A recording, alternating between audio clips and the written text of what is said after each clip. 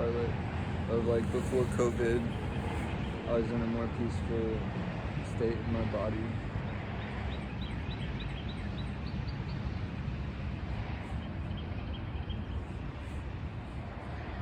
This concrete feels kind of like my insides have felt. I say like gravel, it's like sandy.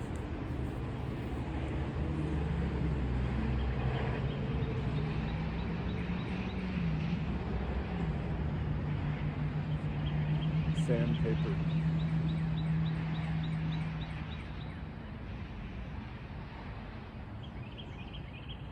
Between me and feeling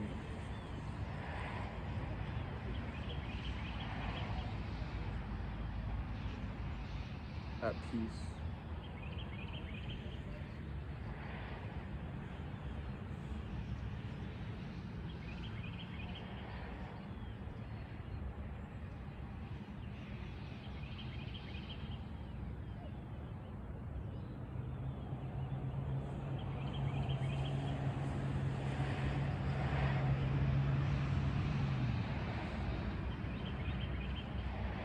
It doesn't matter. Like, it doesn't matter if I go, if I stay, what I do right now. I'm laying outside a closed sports medicine office.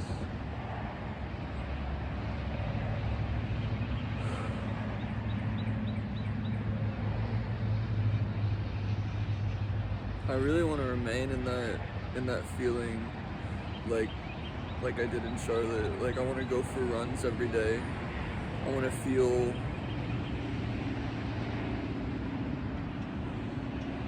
energized and like there's potential, and not like be stuck and falling asleep and wondering if I'll ever wake up. Because I feel like that like every day at this point.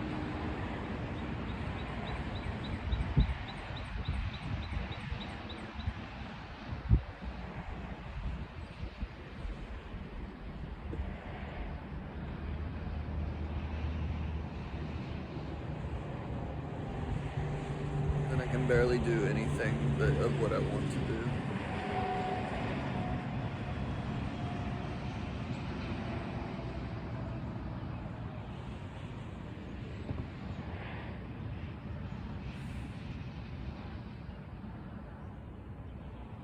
There's a pretty girl outside the grocery store. Told me I had beautiful eyes. When she came out of the grocery store, I told her that she was just beautiful altogether. And then I hobbled off like a trash fairy and tried not to look like I was following her. I wasn't.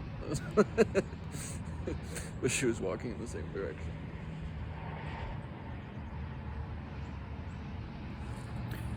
I was like this whenever I talked to her.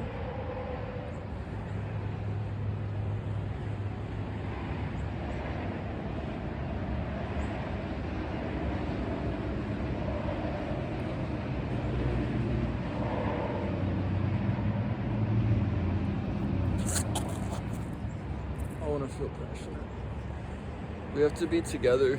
Whenever I'm living with people, whenever I'm like, when I'm with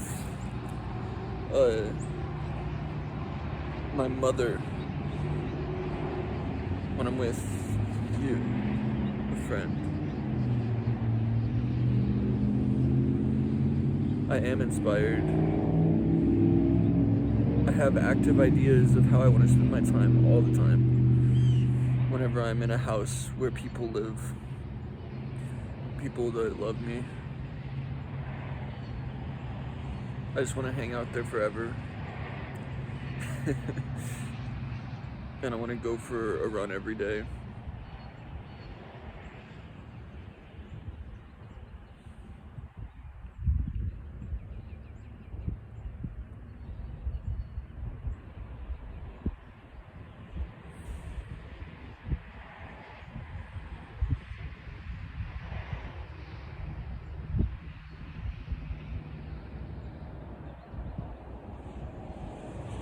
My soul is flickering out here in my life. Time is flickering. My intentions are flickering.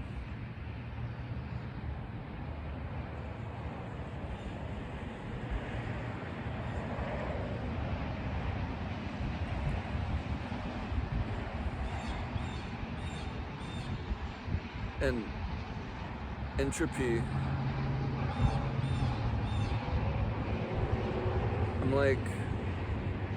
I'm an example of abandonment, I think.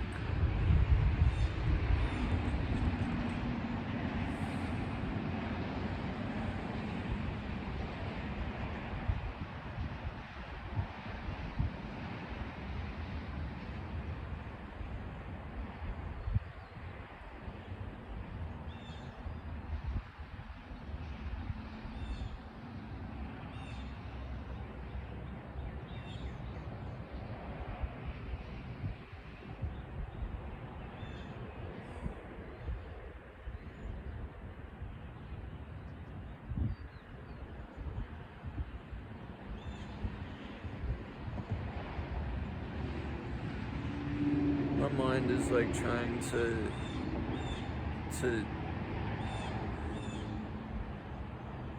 hand me things that I don't want to say.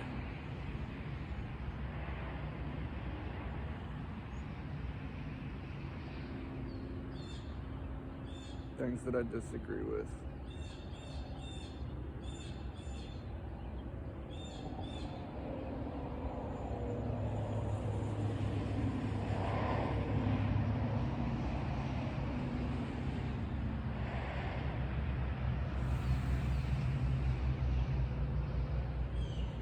The best thing that I find myself capable to do anymore is read. I just read all day. Well, as much of the day as I can. It reminds me, because the authors are people like I want to be. It reminds me of the person that I want to be.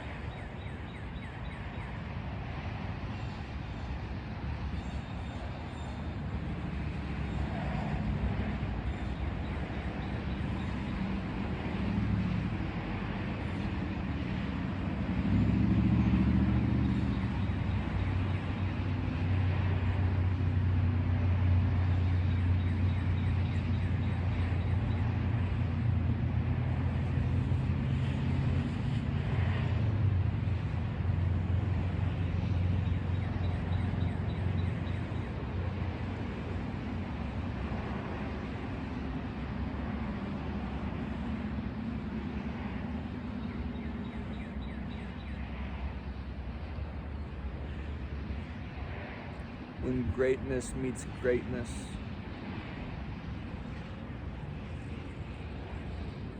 incredible things can happen.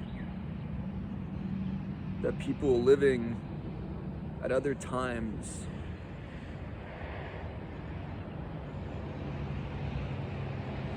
do not understand how could be possible.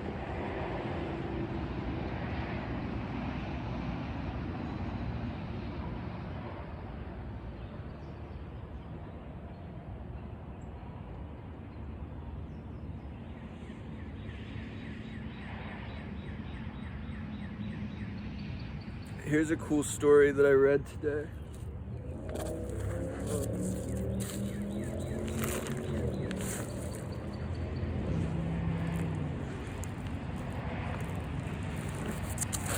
This is from The Responsible Company.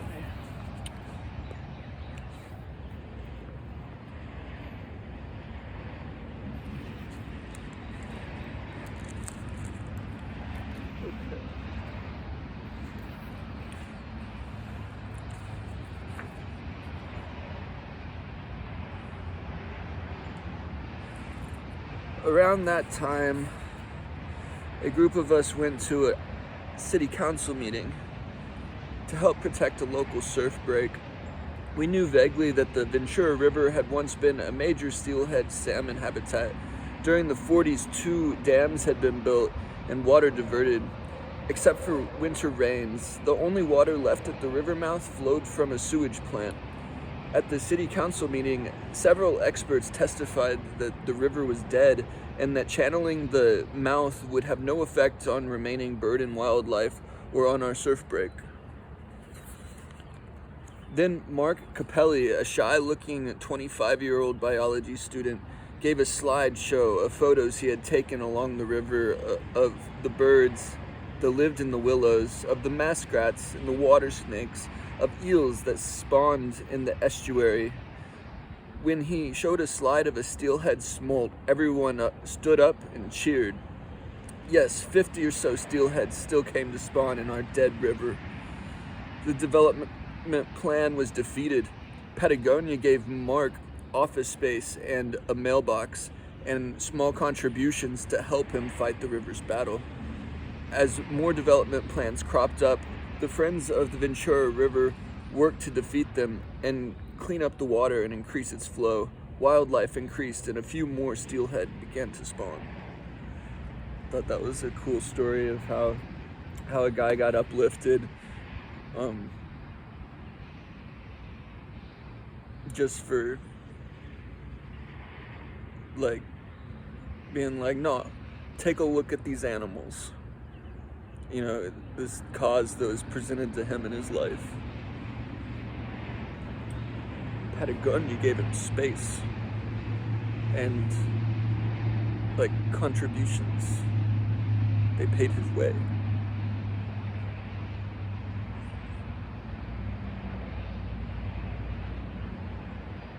When we were 17 years old, 18 years old, we left home.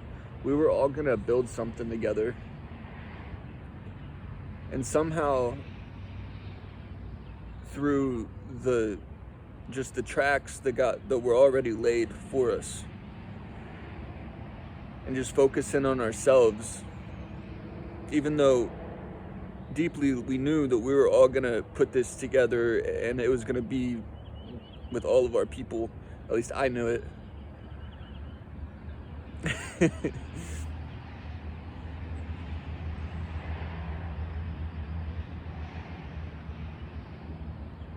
I don't know, maybe you guys are doing it.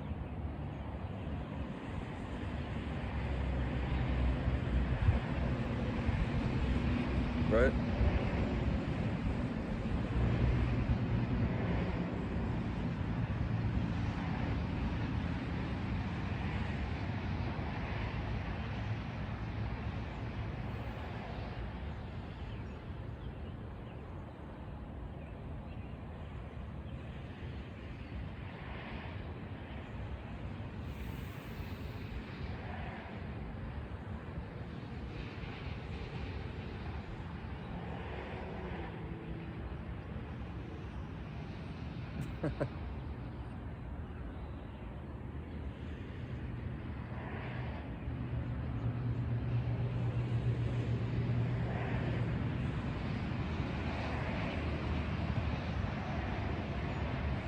It's always a good experience.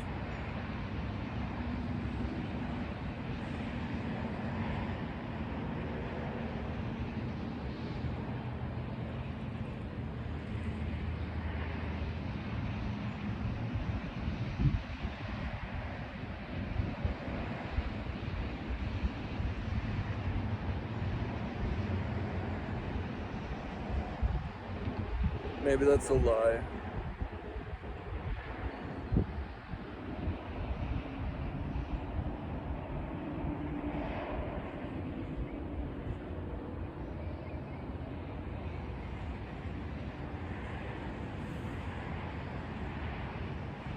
I got hurt so much once COVID started.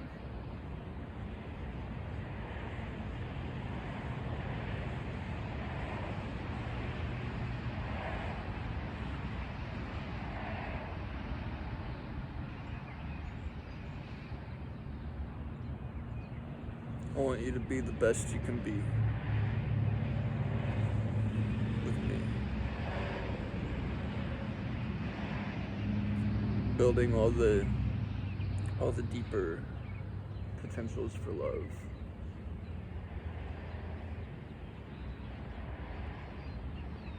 with a whole great big group of people.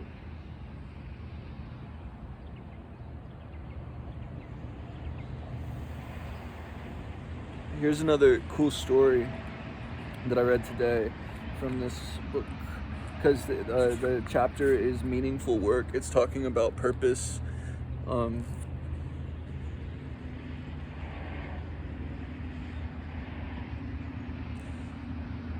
That's a big part. That's a big part of the culture. It's talking about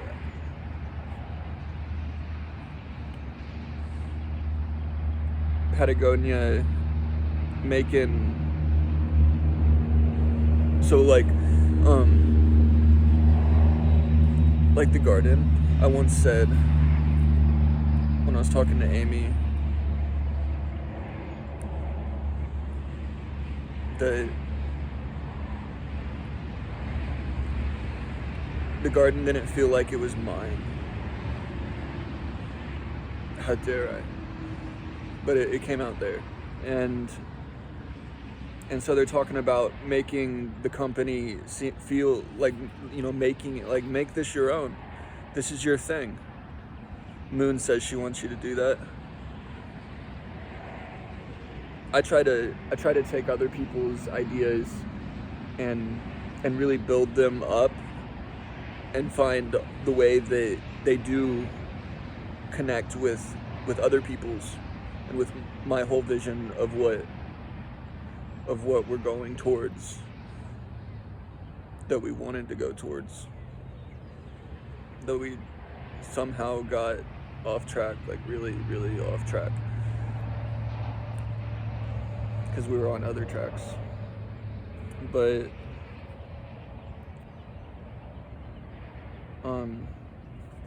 okay, so this is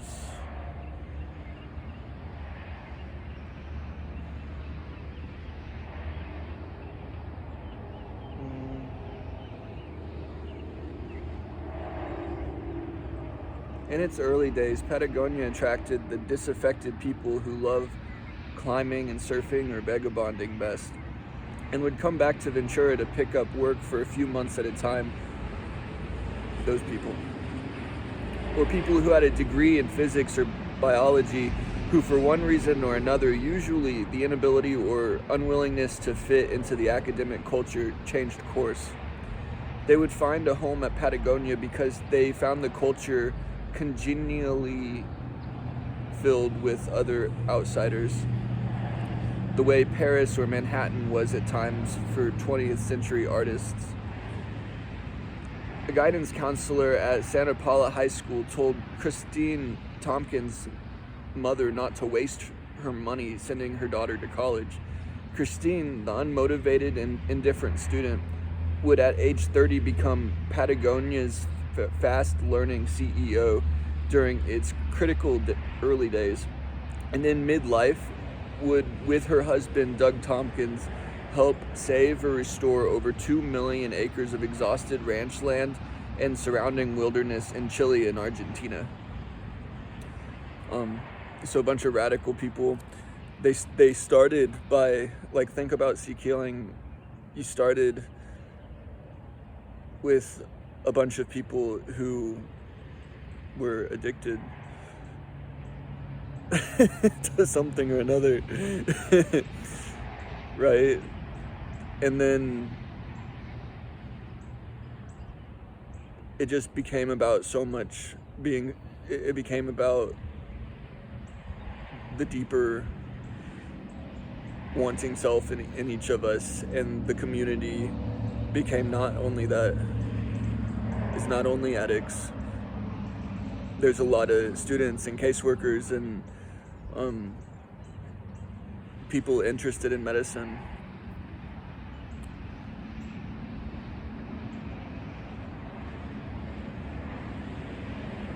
People who just understand the benefit of authentic relating and listening to how we're not really building what we wanted to build.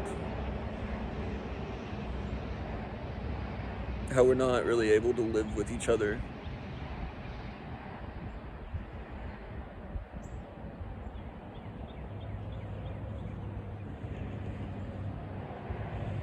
There's an ant crawling across the concrete.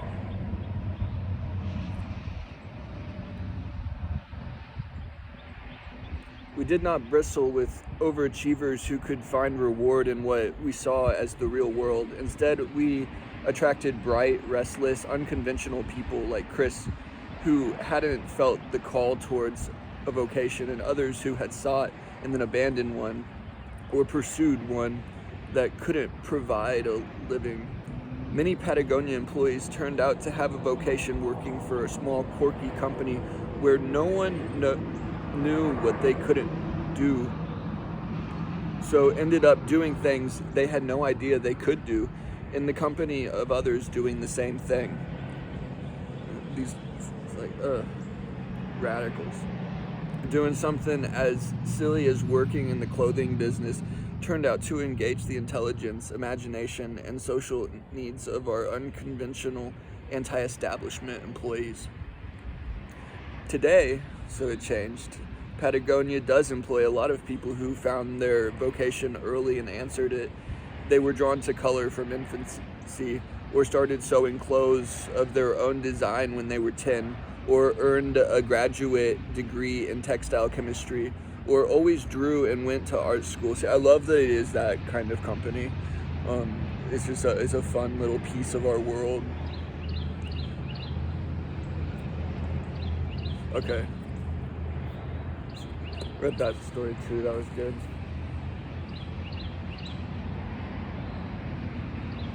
I want to feel like I'm in Charlotte again. I want to feel like I'm falling in love, and like I don't want to be